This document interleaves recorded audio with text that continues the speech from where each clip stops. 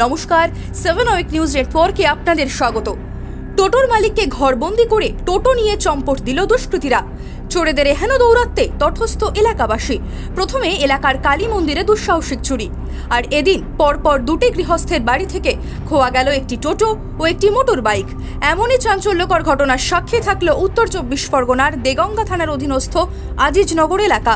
সেই সঙ্গে স্থানীয় ক্লাবের সামনে থাকা সিসিটিভি ক্যামেরার ফুটেজে এক দুষ্কৃতীকে রেকি করতেও দেখা গিয়েছে।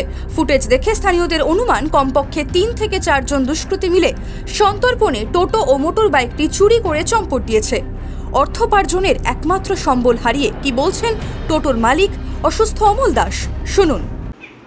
আমি কাজের থেকে রাত 8টার সময় বাড়ি ফিরে আমি গাড়িতে লক করে বাড়তি আবার চেনতলা মারি, মেরে পেপার দিয়ে চাপা দিয়ে ব্যাটারিতে গুলোতে সব তালা মেরে তারপরে আমরা ঘুমিয়ে পড়ি। আমি 1:30টার সময় বাথরুম করতে বেরোই দেখি গাড়ি ঠিক আছে, কিন্তু তারপরে আবার ঘুমিয়ে পড়ি। তারপর ভোরবেলা আমি চার্জ দিতে উঠবো, এবার উঠে দেখি আমার গেট লক করা বাইরের থেকে। আমি আর বাইরে বেরোতে পারিনি, তখন জানলা খুলে দেখি আমার আর গাড়ি নেই। কি গাড়ি আপনার? আমার হচ্ছে গিয়ে টোটো, ওই জিন্দাল।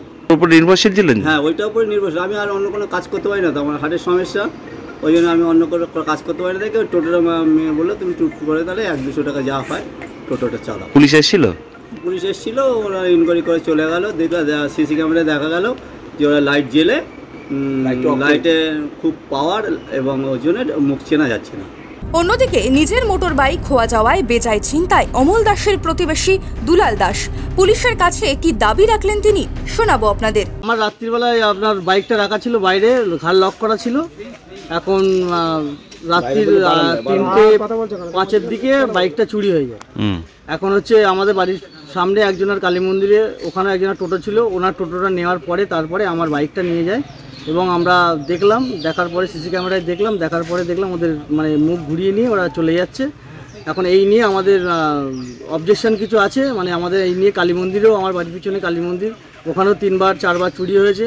এই নিয়ে থানায় এসছে, অনেকবার এসছে, এখনও কোনো কিছু এই নিয়ে কোনো তদন্ত হয়েছে কিনা জানি না, আদেও আমরা এখনও জানতে পারিনি তদন্ত হয়েছে কিনা। সিভিক আজ আসছে, কাল আসছে, পরশুদিন আসছে না, মানে ইচ্ছা মতো ডিউটি করছে। মানে সিভিকের কালকেও সিভিক, আগামী মানে গতকাল সিভিক ছিল না, এবার সিভিক না থাকার কারণে এইগুলো হচ্ছে।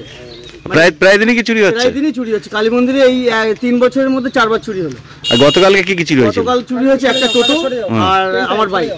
আমরা চাইছি থানা যাতে বিষয়টা নিয়ে তদন্ত করে আমাদের যে দুটো গাড়ি গেছে সেই দুটো গাড়ি যেন উদ্ধার করে, এবং আগামী গতদিনে যে কালী মন্দিরগুলো চুরি হয়েছে আমরা চাই সেটাও যাতে উদ্ধার হয়। পুলিশ এসেছিল? তো পুলিশ এসেছিল, পুলিশ দেখে গেছে, পুলিশ আসছে, দেখে যাচ্ছে, চলে যাচ্ছে, এইটুকুনি, তারপরে আর কোনো খোঁজ পাচ্ছে। দুলাল দাসের মতোই স্থানীয় পুলিশ প্রশাসনের বিরুদ্ধে ক্ষোভের সুর শোনা গেল এলাকাবাসীদের গলাতেও।